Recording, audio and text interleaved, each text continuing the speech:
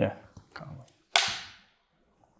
wait. Last week we had the mini budget announcement, which wasn't too mini. I think it's the biggest tax cuts in the UK since like the 1970s or something. But I thought it'd be worth us kind of running through those, seeing what they actually are, what they mean. Giving our rating, our opinion on it. What we think of them. So first up is the basic rate income tax cut. Yeah. So anyone that earns over, I think it's £12,570 in the UK, pays a 20% income tax rate on the money earned over that amount. Yeah. And that is being cut to 19%. So that was actually announced by Rishi Sunak earlier this year, but it wasn't set to come into play until 2024, and that's now being brought forward to next year, so 2023. So I think people are set to save like between 100 and 200 pounds, depending on how much you earn. So yeah, top earners, people earning sort of £50,000 plus will save about 350 to 380 quid.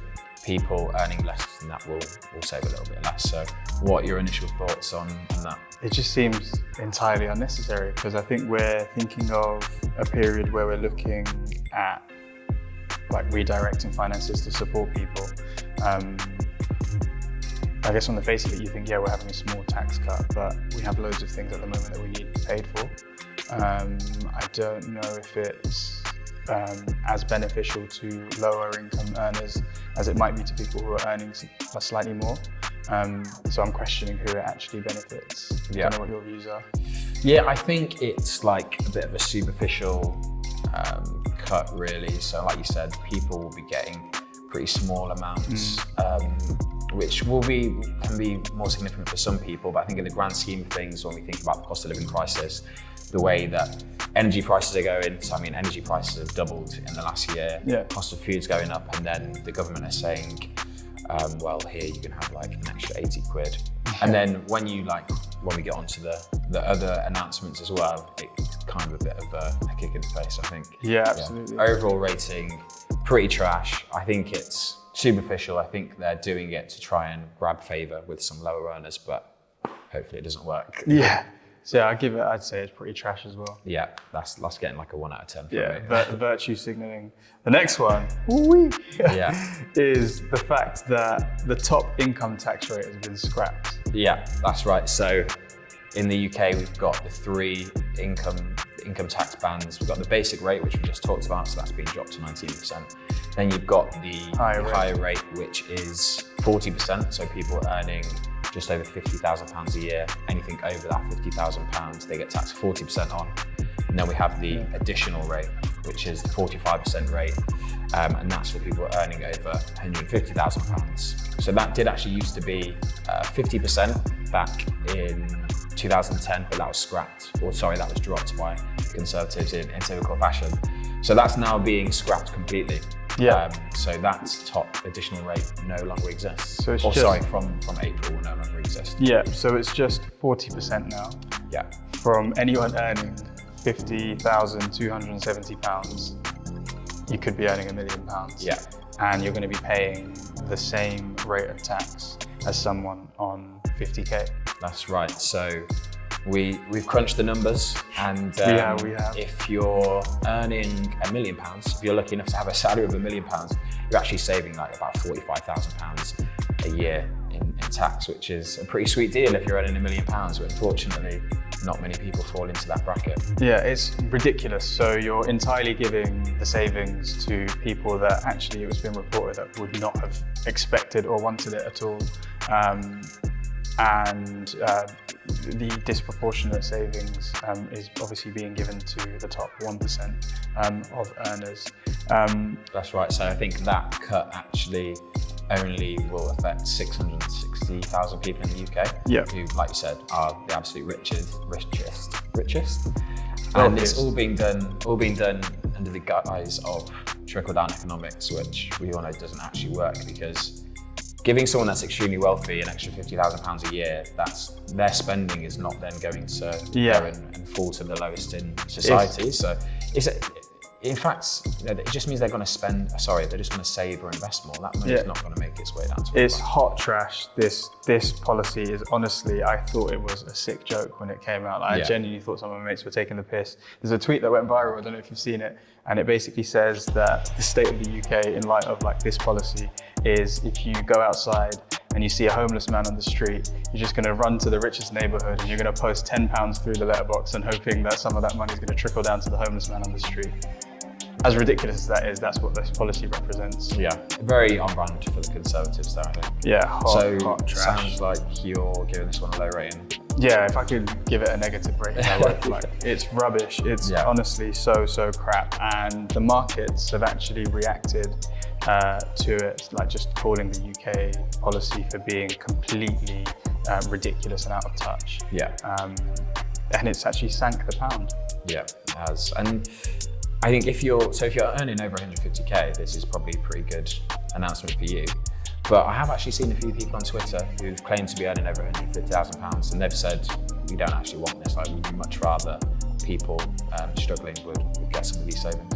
Let's also like put it into context where this is the same government that has refused to give more money to the most like important members of like our society who keep society going, in nurses, teachers, public sector workers. And let's not forget as well the £20 uplift in universal credit that they scrapped and are refusing to bring back. So can't have an extra £20 for the lowest earners in society. You can give 50 grand to millionaires though. Yeah, that's the country we live in. That is the way things work.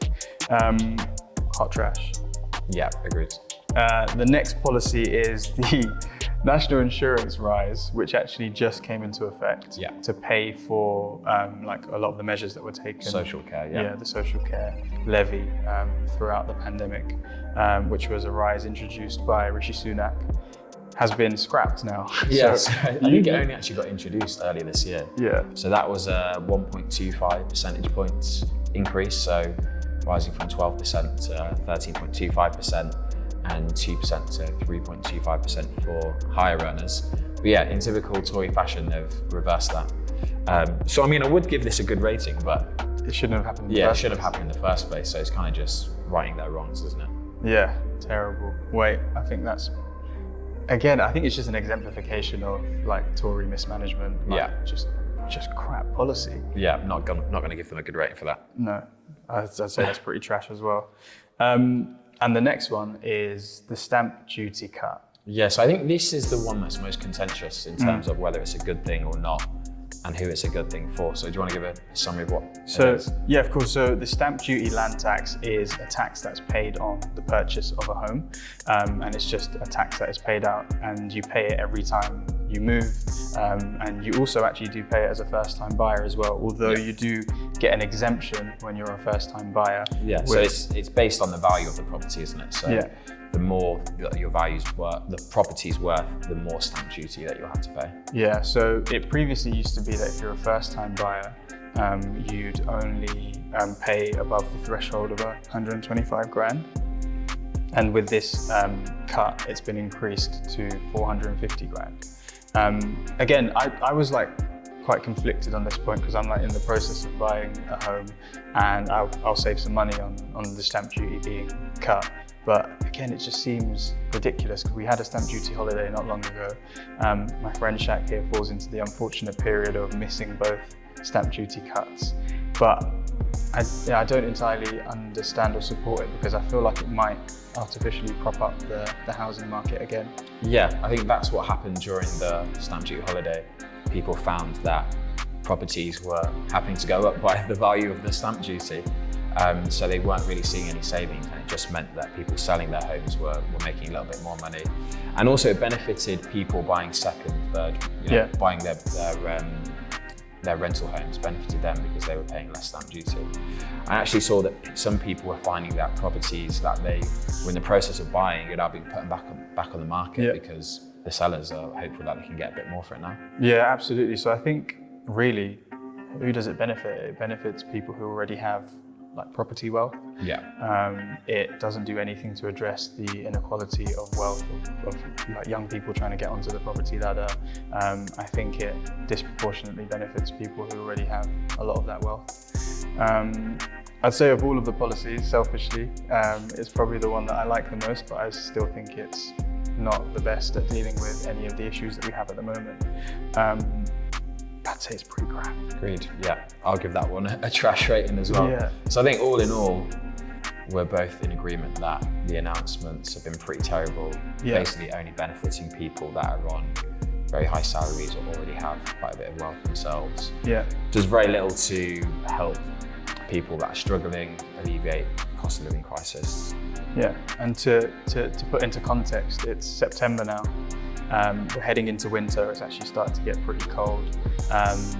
People for months have been worried about how they're going to pay for their energy bills and like the rising costs and how they're going to heat their homes.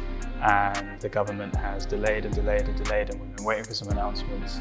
And the best they could come up with is tax cuts for the rich. Yeah.